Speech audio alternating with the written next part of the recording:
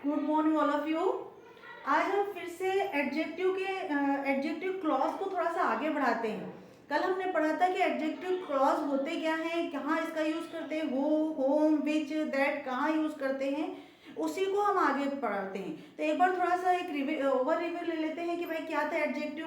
पहले तो एडजेक्टिव ध्यान से देखिए कि जो नाउन और प्रोनाउन के बारे में बताते हैं वो एडजेक्टिव, लेकिन केवल एक वर्ड होता है तो एडजेक्टिव, लेकिन पूरा का पूरा सेंटेंस उसके बारे में बता रहा है, नाउन के बारे में बता रहा है, प्रोनाउन के बारे में बता रहा है, तो वो एडजेक्टिव क्लॉज होता है। अब क्लॉज क्या होता है? जिसमें सब्जेक्ट और वर्ब दोनों का कॉम्बिनेशन हो, मीनिंगफुल देता भी हो और कभी ना भी देता हो, कभी मेन भी होता है और कभी डिपेंडेंट भी होता है ना। जैसे देखो मैंने यहाँ पे लिखा है he has a pen and I have a pen, ये एक सेंटेंस है, ये पूरा का पूरा एक सेंटेंस है, लेकिन यहाँ पे जो ही है वो सब्जेक्ट है और हैज जो है वो वर्ब है। तो क्लॉज होने के लिए क्या जरूरी है? सब्जेक्ट और वर्ब का कॉम्बिनेशन जरूरी है।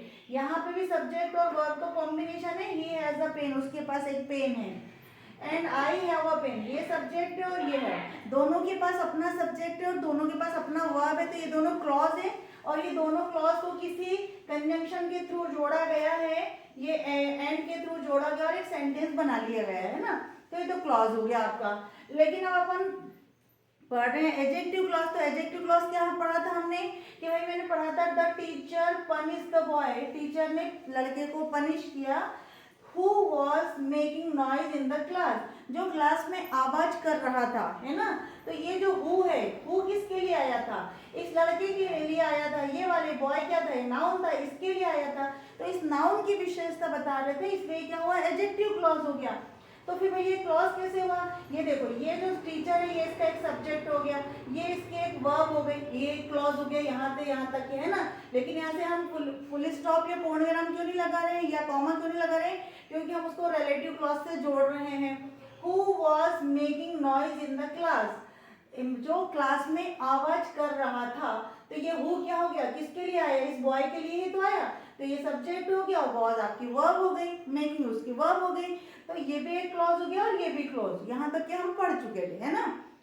क्लॉज क्या है? डिपेंडेंट क्लॉज क्या है? जो डिपेंडेंट होते हैं दूसरे पे, डिपेंडेंट, और जो अपने आप में पूर्ण होते हैं। जैसे ये the teacher punish the boy, teacher ने लड़के को पनिश किया, ये क्या हो गया? Independent clause. कब किया, क्या किया, इससे जरूरत नहीं है। लेकिन यहाँ से देखेंगे who was making noise in the class, जो क्लास में आवाज कर रहा था, तो थोड़ा दिमाग में आएगा कौन आवाज कर रहा था? जो आवाज कर रहा था दिमाग में कौन कर रहा था पता नहीं। तो इट मीन्स ये हो गया आपका इंडिपेंडेंट। इंडिपेंडेंट यानी किसी की जरूरत थी इसको, है ना।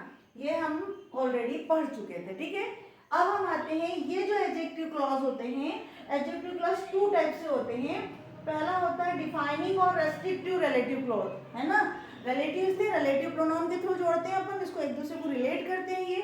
और दूसरा होता है नॉन डिफाइनिंग या नॉन रेस्ट्रिक्टिव क्लॉज, ठीक है। यानी एक वो जो डिफाइनिंग होते हैं और जो एक जो नॉन डिफाइनिंग होते हैं। क्लियर कर लेते हैं यहाँ पर अपन बात। जब कोई क्लॉज, जैसे मैंने बोला कि ये सुशीला है जो मेरे घर के बाजू में रहती है, मैंने ऑलरेडी आपको सुशीला का नाम बता दिया कि ये सुशीला है, मतलब उसके बारे में इंफॉर्मेशन दे दी। लेकिन मैंने बोला कि ये मेरे घर के बाजू में रहती है, तो मैंने उसकी एक्स्ट्रा इंफॉर्मेशन दे दी। वो एक लड़की है जो मेरे घर के बाजू में रहती है, इस सुशीला, वो एक लड़की है जो मेरे घर के बाजू में रहती है, वो एक सुशीला है।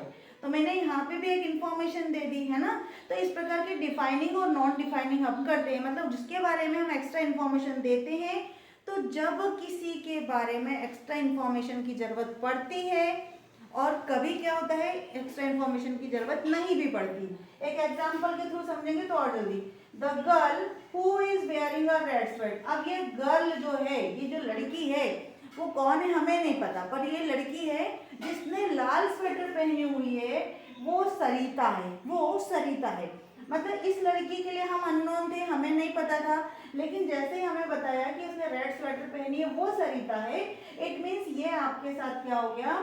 ये डिफाइनिंग क्लॉज हो गया। डिफाइनिंग क्लॉज का इन द सेंस कि इसमें आपको और किसी एक्स्ट्रा इंफॉर्मेशन की जरूरत नहीं है, यानी ये वाली इंफॉर्मेशन आपको दे दी गई है। हु इज वेयरिंग डियर, मतलब उस लड़की की नाम सरिता है, वो जिसने पहना हुआ है रेड स्वेटर, तो उसके बारे में एक्स्ट्रा जानकारी दी है ताकि उसको लोग जान सके। यानी उसको डिफाइन करना जरूरी था कि भाई उसने रेड स्वेटर पहनी है ना, ठीक है। यदि ये क्लॉज ऐसा होता the girl is Sarita who is wearing, तो ये द गर्ल इज सरिता पहले ही हो गया है ना, उसके बारे में बता दिया है, एक्स्ट्रा इन्फॉर्मेशन है। एक्चुअली एडजेक्टिव क्या है, एक्स्ट्रा इन्फॉर्मेशन ही तो देते हैं।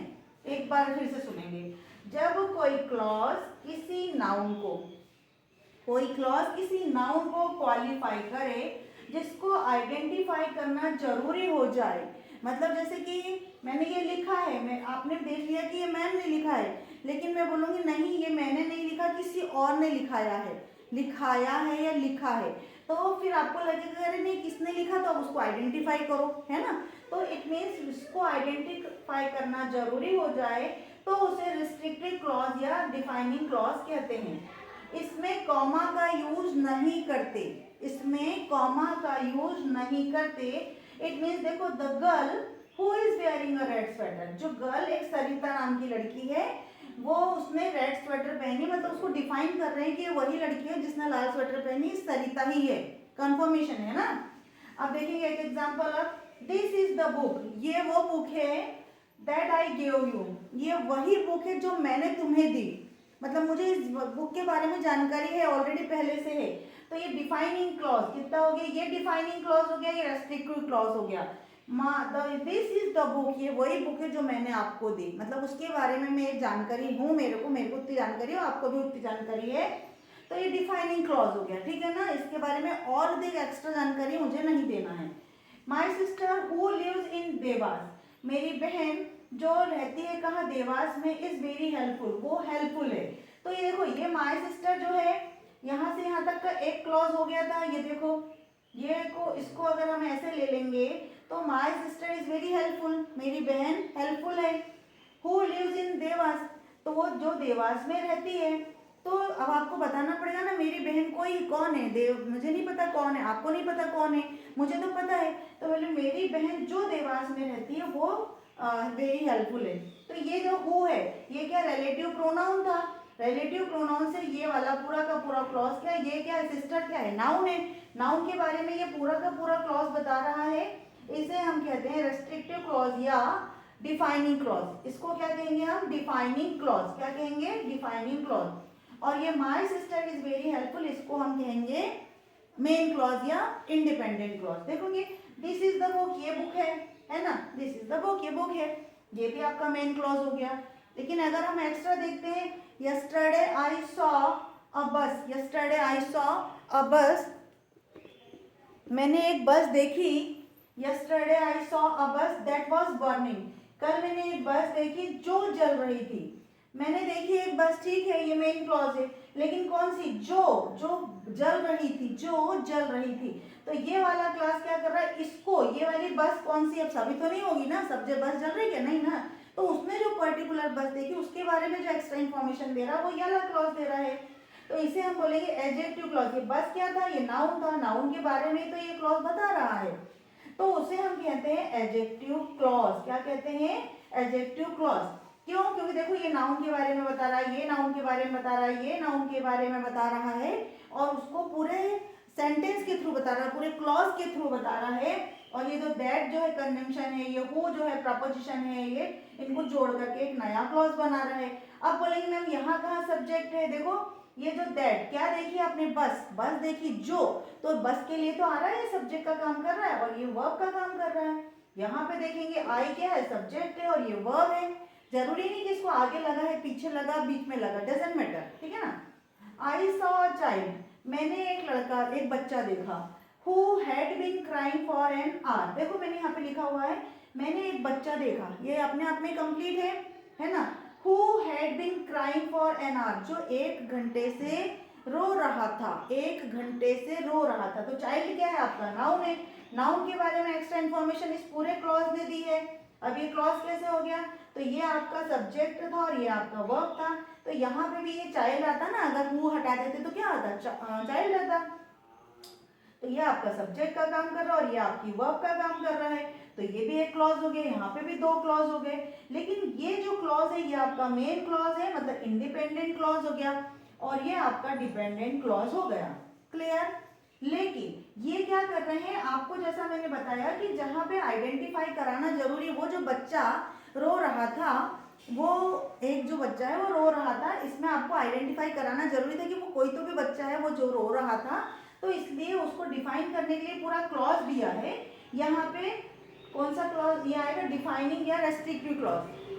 फिर से ध्यान देंगे, जहाँ डिफाइन करना आपको जरूरी हो गया है, जहाँ ऑलरेडी आप डिफाइन कर चुके हैं, वह आपको पता है, एक चीज़ से नॉलेज आपको नोटिस में आ गया है, तो वहाँ पे नहीं। लेकिन जहाँ आपको डिफाइन करना जरूरी हो जाता है, आइडेंटिफाई कराना जरूरी हो जाता है, उसे डिफाइनिंग या रेस्ट्रिक्टिव क्लॉज कहते हैं। लेकिन वहीं की अदर हैंड अगर हम दूसरी तरफ देखेंगे तो नॉन डिफाइनिंग वर्ब होता है, जो non defining non restrictive clause भी होते हैं। इसका मतलब इसको डिफाइन करने के लिए अलग से कुछ देना नहीं है, एक एक्स्ट्रा इन्फॉर्मेशन दे रहा है, मतलब पहले से उसको जानकारी है, वो पहले से एक ही क्लॉज में उसको अच्छे से जानता हो, लेकिन अगर वो दूसरा क्लॉज दे रहा है तो वो एक्स्ट्रा इन्फॉर्मेशन ही देता है। जब कोई क्लॉज उसके नाउन को आइडेंटिफाई करने के लिए जरूरी ना हो, जरूरी नहीं है, जैसे मैंने बोल दिया I am the teacher who is teaching there, वो जो वहाँ पढ़ा रही है, मैं टीचर ऑलरेडी हूँ, मैं आपको पता है, तो मैं हु इज जो वहाँ पढ़ा रही है इस पुष्पलता, तो मतलब दो जानकारी कि मैं टीचर हूँ और मैं पढ़ा रही हूँ, तो मैं वहाँ पढ़ा रही, तो ये दो इन्फॉर्मेशन एक्स्ट्रा भी हो गई, एक टीचर है और एक वो पढ़ा रही है वहाँ, वो एक्स्ट्रा इन्फॉर्मेशन हो गई है ना। तो एक्स्ट्रा इन्फॉर्मेशन दे रहा हो उसे नॉन डिफाइनिंग या नॉन रेस्ट्रिक्टिव क्लॉज कहते हैं। जैसे मैंने देखा, मैंने अपना ही एग्जांपल यहाँ पे दे दिया, Mrs Chaudhary who taught us, जिसने हमें पढ़ाया, जिसने हमें पढ़ाया इज रनिंग कोचिंग क्लास, वो क्या चला रही है, कोचिंग क्लास चला रही है। तो यहाँ पे देखो ये मिसेस और चौधरी, जो जिसने हमें पढ़ाया, जिसने हमें पढ़ाया और वो चला रही रनिंग क्लास, तो ये दो इन्फॉर्मेशन आपको दे दी है ना। तो यहाँ पे और देखो आपने एक चीज और नोटिस किया होगा, यहाँ पे क्या लगा है आपका, कॉमा लगा दिया मैंने, जो हमारे पास एक्स्ट्रा इन्फॉर्मेशन दे दी है उसको हमने कॉमा लगा दिया, क्लियर। अब उस कॉमा को हम देखेंगे कि क्यों लगाया है। देखो ये वाला जो था, Mrs Chaudhary is running coaching class, ठीक है, मिसेस चौधरी क्लास चला रही है, ये आपका कंफर्म हो गया, बिल्कुल कंफर्मेशन है, इसके साथ में आपको कोई प्रॉब्लम नहीं है। लेकिन यहाँ पे मैंने एक और एक्स्ट्रा दे दिया, हु टॉट अस, जिसने हमें पढ़ाया, जिसने हमें कभी पढ़ाया होगा, क्लियर। चले, तो ये एक्स्ट्रा इन्फॉर्मेशन हो गया, तो ये वाला क्या हो गया, नॉन डिफाइनिंग क्लॉज हो गया, नॉन डिफाइनिंग क्लॉज या नॉन रेस्ट्रिक्टिव क्लॉज हो गया, नॉन रेस्ट्रिक्टिव क्लॉज हो गया, नॉन रेस्ट्रिक्टिव क्लॉज, क्लियर। लेकिन ये वाला तो आपका मेन क्लॉज ऑलरेडी है, क्लियर। चलो, दिस इज माई बुक, अब देखो वही वालों को मैंने कैसे दिया, वहां पे आपने कहीं पे भी एक भी जगह कॉमा नहीं देखा था, लेकिन यहाँ देखेंगे दिस इज माई बुक, मैंने कॉमा लिया, मतलब ये मेरी बुक है, मैंने आपको ऑलरेडी बता चुकी हूँ। That you give me yesterday, जो तुमने मुझे दी, अब मैंने यहाँ पे द नहीं लगाया, मतलब वही वाली बुक नहीं, ये वो वाली बुक है जो तुमने मुझे कल दी, यानी ये कोई ऐसी बुक है जो तुमने मुझे कल दी, कोई मेरे को पहले से इसके बारे में कोई इन्फॉर्मेशन नहीं है ज़्यादा, तो ये बुक है। दैट, ये कंजंक्शन है, that you give me yesterday, तुमने, सेम वही है, लेकिन यहाँ पे क्या किया अपन ने, कॉमा लगा, that you give me yesterday, जो तुमने मुझे कल दी, क्लियर। यहाँ पे कॉमा लगाया जा सकता है, यहाँ कॉमा लगाना कंपलसरी होता है, और यहाँ पे हम कॉमा का यूज नहीं करते। एक और एग्जाम्पल देखेंगे वही वाला, माई सिस्टर बाली, अब मैंने यहाँ पे नाम ही लिख दिया सीधे, वहां नहीं लिखा था, यहाँ मैंने लिख दिया बाली, माई सिस्टर बाली, और यहाँ कॉमा दे दिया, हु लिव्स इन देवास, यहाँ पे फिर एक कॉमा में, क्योंकि मैंने एक्स्ट्रा इन्फॉर्मेशन दी आपको, है ना, इज अ टीचर, वो टीचर है, my sister Bali is teacher, यहाँ पे तो ऑलरेडी मैंने आपको दे दिया, ये एक नॉलेज आपको इन्फॉर्मेशन दे दी कि वो एक टीचर है, और ये दूसरी इन्फॉर्मेशन दे दी मैंने, हु लिव्स इन देवास, और जिसको मैंने कॉमा लगा के अलग कर दिया। इट मीन्स यहाँ पे दो क्लॉज थे, वहाँ पे भी दो क्लॉज थे, लेकिन वहाँ पे कॉमा से उसको अलग नहीं किया है, यहाँ पे इसको कॉमा से हमने अलग किया है, इसलिए नॉन डिफाइनिंग हो गए। तो ये वाला my sister Bali is a teacher, ये तो आपका एक मेन क्लॉज हो गया, है ना, ये पूरा का पूरा मेन क्लॉज हो गया, और ये हु लिव्स, तो ये तो डिपेंडेंट क्लॉज हो गया, डिपेंडेंट क्लॉज के साथ में नॉन डिफाइनिंग क्लॉज हो गया, एडजेक्टिव क्लॉज हो गया, तो ये सारे के सारे क्लॉज यही कहलाते हैं, ठीक है।